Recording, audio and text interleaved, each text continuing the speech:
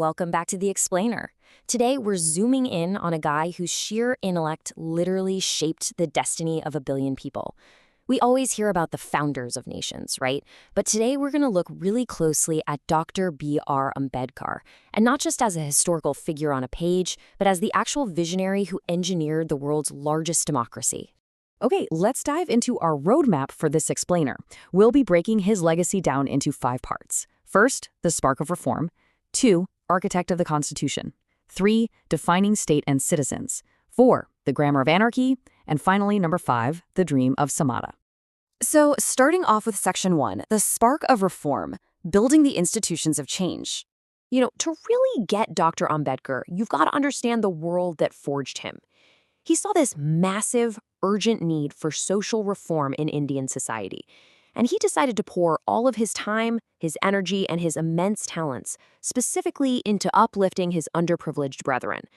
He didn't just want to talk about change, he wanted to literally engineer it. And this brilliantly illustrates the total paradigm shift he brought to Indian social thought. During this era, Mahatma Gandhi was fighting the caste system by reminding the higher castes of their duty towards the depressed classes. But Ambedkar, he took a radically different approach. He reminded the depressed classes of their inherent rights to equality with the higher castes. So one stressed duties, the other stressed rights, and together they kicked off a veritable revolution in social thought.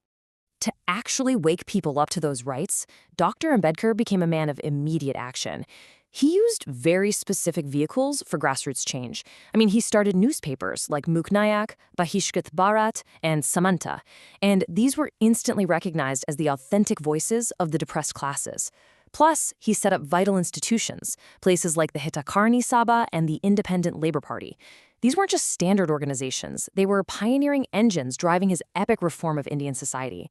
Moving right along to Section 2, Architect of the Constitution, Drafting a Nation. All this relentless work at the grassroots level made his absolute flair for legislative stuff obvious to the whole nation. So much so that even though he wasn't in the Congress Party, the incredibly far-sighted leadership of the Constituent Assembly actually requested Dr. Ambedkar to serve on the drafting committee, and they made him its chairman. Let's move to the timeline and see how this builds across his career.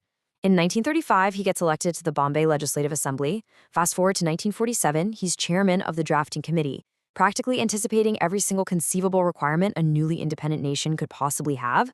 And then post-independence, Jawaharlal Nehru picks him to be the very first law minister of free India. It is just a staggering journey from being born into a marginalized Mahar family to becoming this modern-day lawmaker. This extract highlights exactly why he was the perfect guy for the job. Drawing from the experiences of other nations and mixing that with the highly distinct needs of Indian society, he raised this magnificent edifice of fundamental rights, literally brick by brick. But what made him truly exceptional was this rare gift he had for explaining the most complicated legal concepts in a language that everyday people could actually understand. He piloted the Constitution with incredible tact, totally frank honesty, and just the utmost patience. All right, Section 3, Defining State and Citizens. The power and the limits. You see, Dr. Ambedkar wasn't just writing up rules. He was embedding a profound legal philosophy straight into the very DNA of the nation. He was carefully balancing how a state operates on paper versus how it actually impacts everyday people in practice. He had this crystal clear perception of the 3 pillars of state: the legislature, the executive, and the judiciary. He firmly realized that for a democracy to function, the jurisdiction of each of these organs had to be absolutely clear and completely untrammeled. But, and this is key, while setting up these massive pillars of power, he never once lost his sense of the importance of the citizens. So the crucial point is this. Dr. Ambedkar observed that a constitution doesn't just define the powers of the state organs against each other, it defines them against the citizens. He realized that the whole purpose of a constitution is not merely to create the organs of the state, but to actively limit their authority. Because without limitations, as he warned right here, there will be complete tyranny and complete oppression. And let's be real clear on what tyranny means in this context. Complete oppression resulting from unlimited state authority. This is exactly why his structure of fundamental rights was so absolutely vital. He was terrified of the alternative, knowing full well that unchecked power inevitably crushes the vulnerable. His genius was figuring out how to use the law as a shield, rather than just a sword. Which brings us to Section 4, the grammar of anarchy. Methods of democracy. Once the Constitution was actually up and running, Dr. Ambedkar took a really strong and honestly kind of surprising stance on how citizens should fight for social objectives in this newly free country. Just think about this for a second. When is civil disobedience dangerous? For a man who spent his entire life fighting structural oppression, you'd probably assume he'd always advocate for taking to the streets. But his answer to this question reveals a wildly nuanced understanding of how democracies actually work. Now, what's really fascinating about this slide is his description of civil disobedience, non-cooperation, and satyagraha as the grammar of anarchy. Ambedkar argued that, sure, rebellion is totally recognized and completely justified against an alien power or a national dictatorship, but it has absolutely no place in a democracy that's based on free and fair elections. He warned that in a free India, utilizing constitutional methods is paramount, because misdirected, volatile agitations, they invariably just result in the loss of lives and public property. And that leads us to our final part, Section 5, the dream of Samatha, a symbol of revolt. When we look at his enduring legacy and the decades since independence, we really have to evaluate what's been achieved and, well, what work is still left to do. Samatha translates to equality.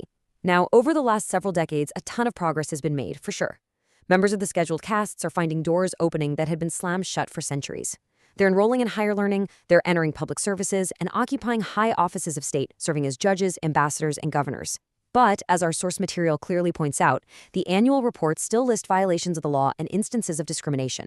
The reality is, Dr. Ambedkar's work won't be truly complete until social discrimination is totally eliminated from society. When Dr. Ambedkar passed away in 1956, Jawaharlal Nehru made this incredibly moving reference in the Lok Sabha. He called him a symbol of revolt. Nehru noted that whether people agreed with him or not, Dr. Ambedkar's perseverance, his sheer persistence, and the virulence of his opposition kept the people's mind awake. He simply refused to let the nation get complacent about the groups who had suffered for so long. So I want to leave you with this final provocative question. How close are we really to realizing Dr. Ambedkar's ultimate dream of Samatha? I mean, we have his constitution, we have his legal frameworks, and we have the institutions he engineered to protect our rights.